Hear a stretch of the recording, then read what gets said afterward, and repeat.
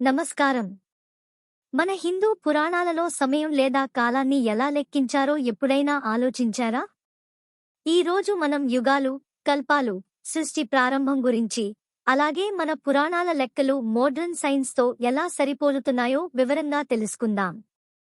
వీడియోని చివరి వరకు చూడండి, ఎందుకంటే ఇందులో ఎన్నో ఆశ్చర్యపరిచే నిజాలు ఉన్నాయి.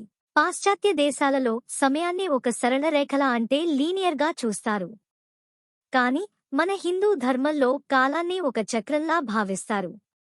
సృష్టికర్త అయిన బ్రహ్మదేవుడి జీవితకాలం ఆధారంగా ఈ కాలాన్ని లెక్కిస్తారు. మొదటగా సృష్టి ప్రారంభం నుండి చూద్దాం.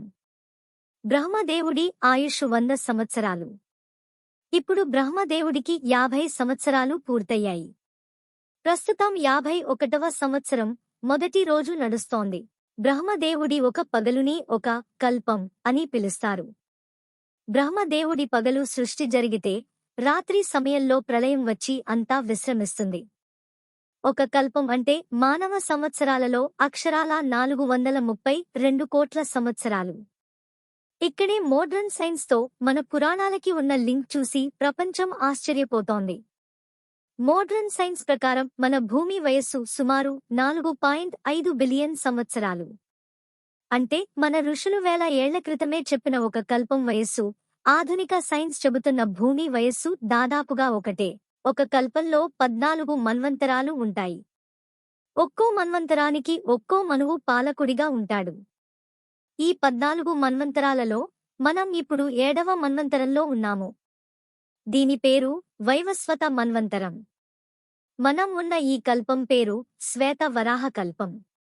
ఇక ప్రతి మన్వంతరంలో 71 మహాయుగాలు ఉంటాయి. మనం ఇప్పుడు ఈ 7వ మన్వంతరంలోని 28వ మహాయుగంలో ఉన్నాము.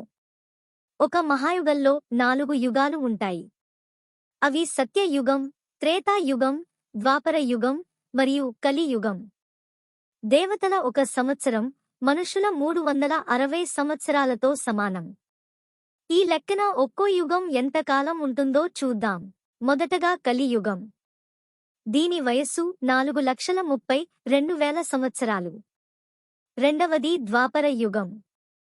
దీని వయస్సు కలియుగానికి రెట్టింపు ఉంటుంది, అంటే 8,64,000 సంవత్సరాలు. మూడవది త్రేతాయుగం. దీని వయస్సు 12,96,000 సంవత్సరాలు.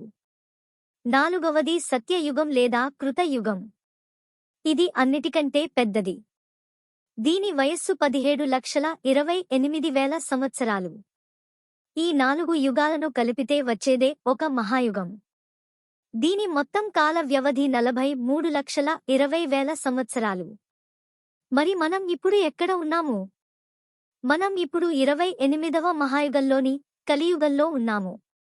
ఈ కలియుగం సామాన్య శకం పూర్వం 3102వ సంవత్సరంలో మహాభారత యుద్ధం తర్వాత శ్రీకృష్ణుడు తన అవతారాన్ని చాలించినప్పుడు ప్రారంభమైంది.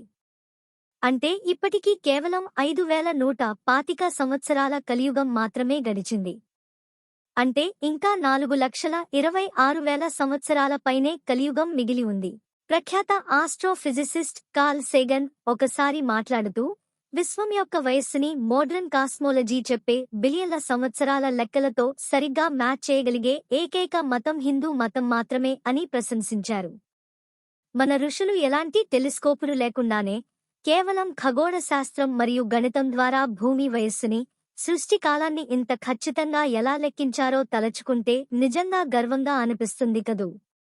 సృష్టి పుడుతుంది, నడుస్తుంది, ప్రళయంతో అంతమవుతుంది, మళ్లీ బ్రహ్మ కొత్త రోజుతో ప్రారంభమవుతుంది. ఇదే కాల చక్రం. ఈ అద్భుతమైన కాలగణన గురించి మీరేమనుకుంటున్నారో కింద కామెంట్స్లో తెలియజేయండి. వీడియో నచ్చితే లైక్ చేసి మీ ఫ్రెండ్స్ అండ్ ఫ్యామిలీతో షేర్ చేయండి. ఇలాంటి మరిన్ని ఇంట్రెస్టింగ్ విషయాల కోసం మన ఛానల్ని సబ్స్క్రైబ్ చేసుకోవడం మర్చిపోకండి. ధన్యవాదాలు.